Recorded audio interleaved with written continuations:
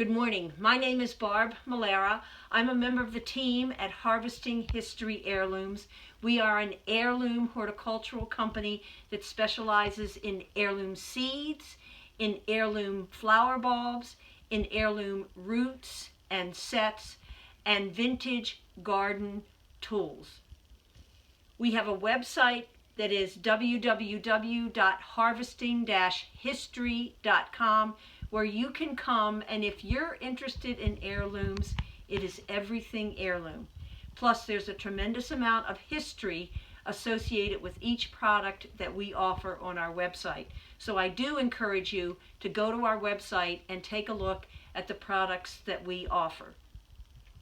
Today we're going to be talking about elephant ears, what they are, how to plant them, and a couple of great varieties that you may not have seen before.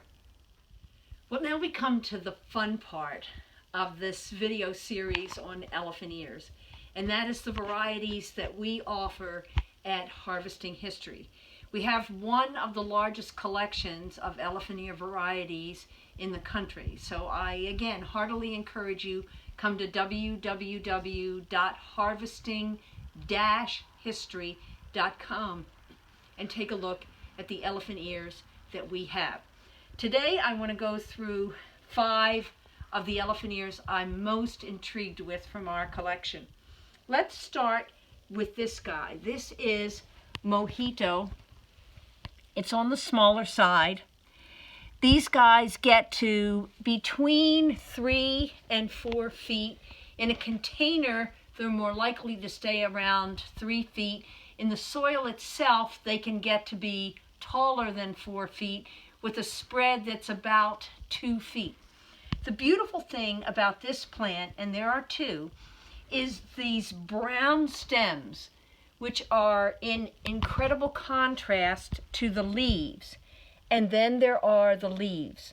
The leaves are mottled with darker, varying degrees of darker green blotches, and it gives the overall effect of something that's very, very exotic. At the very least, it gives the effect of a very interesting plant. So this is Mojito, and it can be grown quite successfully in the pot, the 10 to 12 inch pot that we discussed in planting elephant ears. And then there is this incredible elephant ear. This is white lava. It's a relatively new introduction. The thing that is extraordinary about it is the savoid quality of the leaves and this splash of creamy white that follows the main vein of the leaf. From a textural perspective, this is the finest elephant ear that I know of. It is white lava. It is a large elephant ear and would do much better in the 14-inch diameter container that we discussed in the planting elephant ears video. This particular elephant ear has a spread sometimes as much as 3 to 4 feet, and it can reach a height of 4 to 6 feet. In a container, it will probably not get to 6 feet.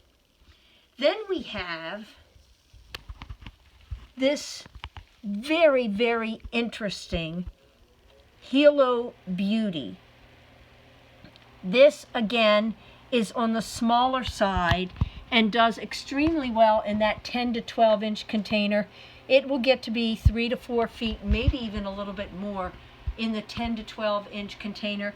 And it has a fairly broad spread of 2 to 3 feet when it is container grown. It does not get much bigger than that when it is grown in the soil. Maybe again 3 to 4 feet, maybe a little bit more than 3 to 4 feet.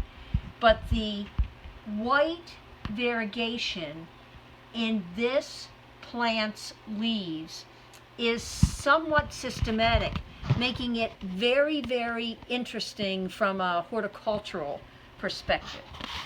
Next, we get to something that is truly exceptional in our collection.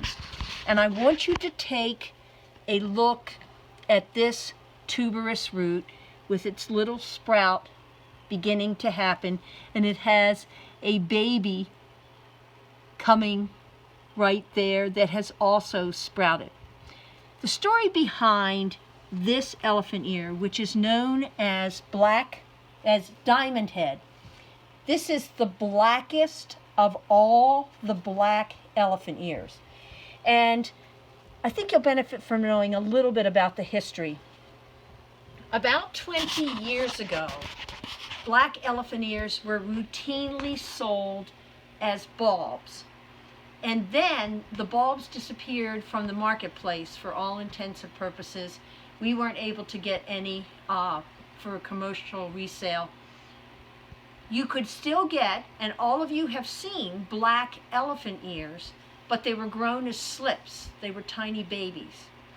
About 5 years ago, my importer and I started trying to find a reliable grower somewhere in the world that would produce the bulbs, because it's much better for you to start with a bulb than it is with these little slips.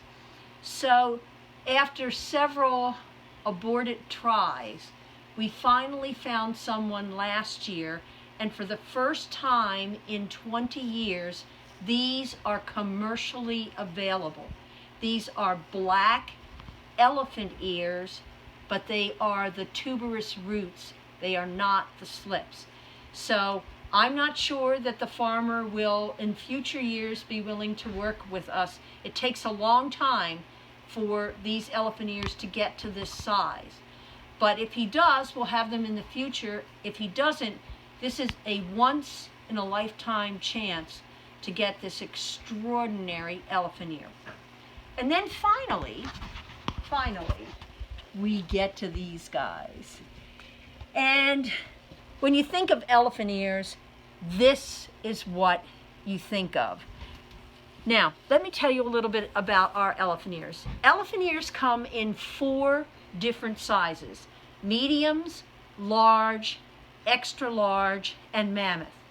We always sell you at Harvesting History the mammoth elephant ears, as you can see. Sometimes they're elongated like this. For the most part, they're round like this. Now, this elephant ear, again, is indigenous to the tropical areas of Asia. It can grow in the ground up to 8 to 10 feet tall in a pot, that big 18-inch pot that we reference in our planting elephant ears video. In a pot, it can get to 8 feet if it is given proper soil and it is given a little bit of nitrogen-rich fertilizer. So this is the mammoth elephant ear. It often has a spread of 6 to 8 feet. Understand, this thing gets very wide. The habit of the plant is to produce a stem that then arches and produces a huge leaf at the end of the arch. So we have the mammoth elephant ears. We have this beautiful Hilo Beauty, which has this extraordinarily synchronous variegation. We have this remarkable, highly savoyed white lava. We have the beautiful, blotchy, sort of like Jackson Pollock of the elephant ear world, Mojito. And then we have this diamond head, the blackest of the black elephant ears, in a bulb, not grown as a slip. Please come to our website. We have a whole section on elephant ears, and pick as many as you want. But if you really are a collector in your own mind or otherwise of great plant material, you really should think about acquiring at least one of these this year. We may never see them again. If you don't remember anything about our series on elephant ears, I would like you to remember this extraordinarily important and unique fact. Elephant ears are very, very, very deer resistant. And not only are they deer resistant, but I suspect they give off some kind of a fragrance that you and I aren't aware of, but that the deer hate. Because I've had many customers tell me that when they plant elephant ears in an area, especially an area frequented by deer, the deer don't go near that area anymore. So remember one incredible thing about elephant ears, and that is that they are deer resistant and deer repellent. What a great gift for our gardens. I hope you've enjoyed our series on elephant ears. I also hope that you get one of these pets for your very own, or 2 or 3. I don't want to tell you how many I have because I always plant the ones we have left over at the end of the year. And they're just such really nice plants, especially when you have something that's living like this that you greet every day for year after year after year. Good luck with your elephant ears. I encourage you to get one. Please come to our website and look at our collection, which is www.harvesting-history.com.